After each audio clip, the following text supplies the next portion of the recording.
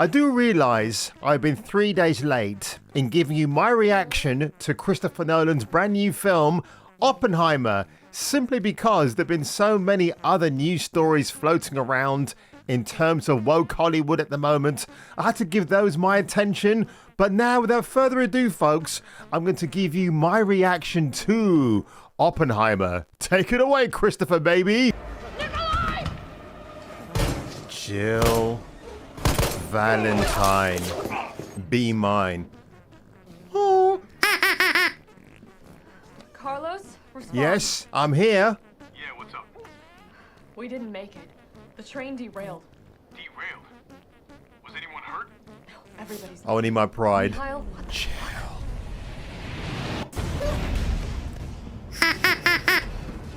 And that one, ladies and gentlemen, was for good luck. This is a national emergency. Detonator charged.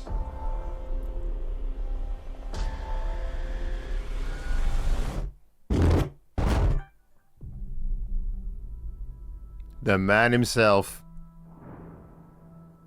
We're in a race against the Nazis. I gotta say, if you don't know about this, Cillian Murphy actually dropped quite a bit of weight to play the real-life Oppenheimer, so yeah, you'll be forgiven for thinking he looks a little bit like a zombie here, but it is what it is. I know what it means. If the Nazis have a bomb. They have a 12-month head start. Matt 18. Damon. How do you possibly know that? We've got one hope. All America's industrial might and scientific innovation connected here. A secret laboratory. Keep everyone there until it's done. Let's go recruit some scientists. Build a town, build it fast. We don't let Emily scientists Blunt, with their wow. families. We'll never get the best. Playing his wife. Why would we go to the middle of nowhere for who knows how long? Why? Why? How about because this is the most important thing to ever happen in the history of the world? You're the great improviser, but this you can't do in your head. Was that Albert Einstein I just saw? That when we push that button, we destroy the world. Chances are near zero. Near zero. What do you want for theory alone? Zero would be nice.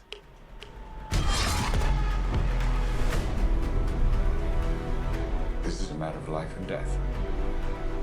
But I can perform this miracle. World War II would be over. Our boys would come home. That's happening, isn't it?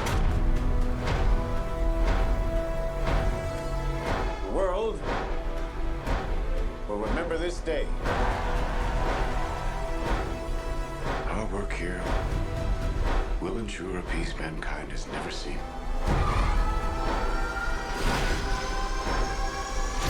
Until somebody builds a bigger one.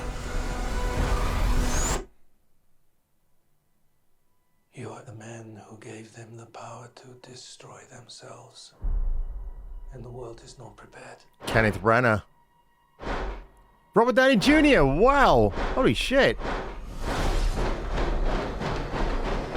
8, 7, 6, 5, 4, 21st of July, 2023. What's next? 2, What's next? 1.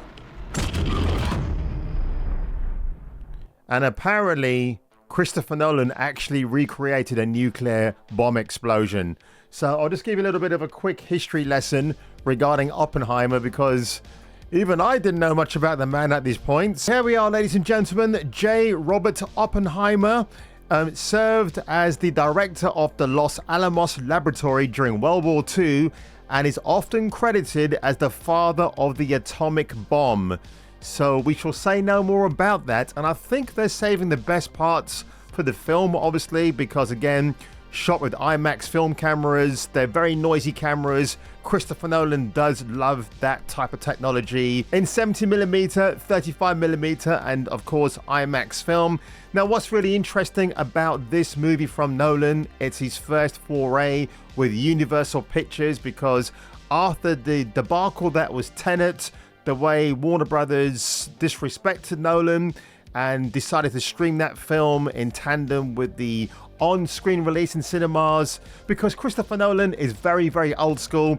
He doesn't like streaming services. I don't blame him, and he likes to keep it as the cinema-going experience, which I don't blame him for. I mean, Christopher Nolan was the man that reminded me, you don't need 3D glasses to watch a 3D movie. The movie's already three-dimensional in its actual media presentation.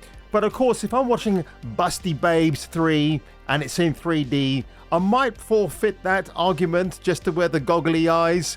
But apart from that, I'm excited about this film because I want to see how it does box office wise. Critically, I think it'll do very, very well.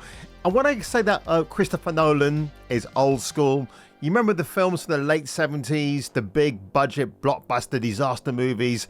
The Cassandra Crossing is one that comes to mind, with Richard Harris and Sophia Loren.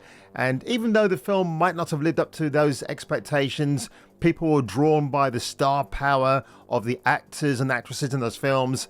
And to a less degree, it seems that Nolan is kind of playing off that again. You got Emily Blunt, you got Robert Downey Jr. And what I find very interesting about those two casting choices, Emily Blunt could have been part of the original phase 1 of the MCU because she wanted to play, or she was touted to play, Black Widow, but instead she was doing Gulliver's Tales or Travels with Jack Black, and we knew how that disaster of a film turned out to be in the end. And you never know. I mean, I always preferred Emily Blunt as Natalia Romanoff instead of Shorty Pants herself, Scarlett Johansson, who, let's face it, had a great body to boot with that outfit. So that's it, folks. My reaction for Oppenheimer from Christopher Nolan. He's going back to basics. I said after Tenet, he needs to dial down the budget and just go back to making small movies that he used to make that put his name on the map.